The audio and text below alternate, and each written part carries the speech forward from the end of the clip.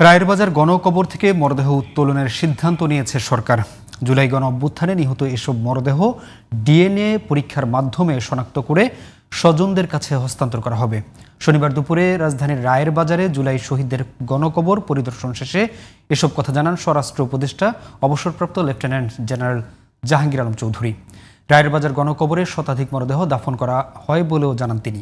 এর আগে মোহাম্মদপুর থানা পরিদর্শনে গিয়ে স্বরাষ্ট্র উপদেষ্টা বলেন, দেশের আইনশৃঙ্খলা পরিস্থিতি নিয়ন্ত্রণে রয়েছে।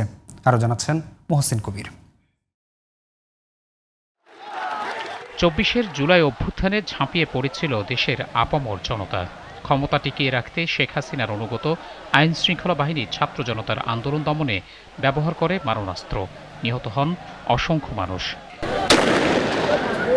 যাদের মধ্যে অনেকের মরদেহ রাজধানীর রায়েরবাজারে গণকবর দেয়া হয়। নাম পরিচয়হীন সেসব জুলাই শহীদদের পরিচয় শনাক্তে এবার উদ্যোগ নিয়েছে অন্তর্বর্তী সরকার। শনিবার গণকবর পরিদর্শন শেষে সাংবাদিকদের এই কথা জানান স্বরাষ্ট্র উপদেষ্টা। কেউ চাচ্ছিল এটা শনাক্ত করা হোক, কেউ চাচ্ছিল না। এখন তারা মোটামুটি নাকি রাজি হয়েছে। তারা মুন্সিগঞ্জ আমরা গেছিলাম, সেই সময় বলল যে তারা সবাই রাজি হয়েছে এটাকে শনাক্ত করার জন্য। এই জন্য আমরা খুব তাড়াতাড়ি এদের শনাক্ত করে যারা তাদের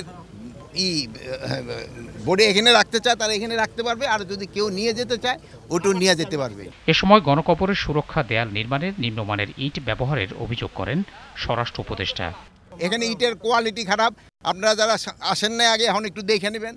তারপরে যে সুরকিগুলি আনা হয়েছে এগুলির কোয়ালিটি খারাপ। তবে এমন অভিযোগ অস্বীকার করেন ঠিকাদার প্রতিষ্ঠানের এই প্রতিনিধি। আমরা 100% 1 নম্বর এটা দিয়ে লাগাইছে। আপনারা যদি চেক করতে পারেন, এটা দরকার হলে টেস্টিংয়ে নিয়ে যান। এটা একটা কবরস্থান বা এটা নিজেরই তো একটা বিবেক বুদ্ধি আছে। এটা হবে না এখানে কোনো কিছু।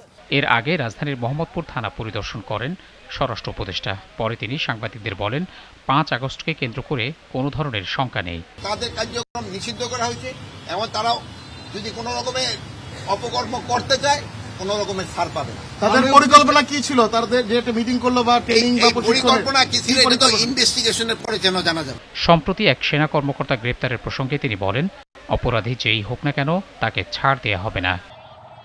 মহসিন কবির, জিটিভি নিউজ, ঢাকা।